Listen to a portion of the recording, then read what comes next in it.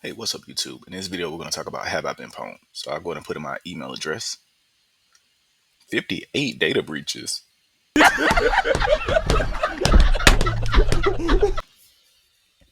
Now, before you judge me, this is one of my old emails.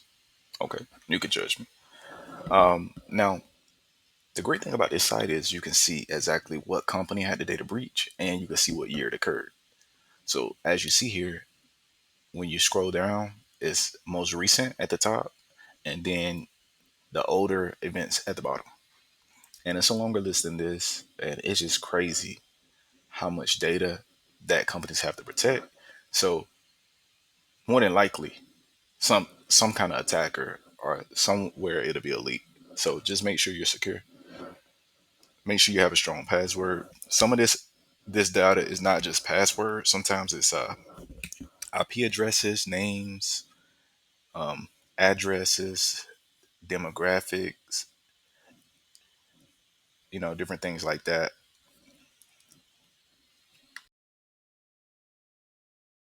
And you can also look at about us on the company page, and you can see the founder of the company. So kudos to them. It's great work, and I just wanted to create this video to spread some security information. All right, see you next.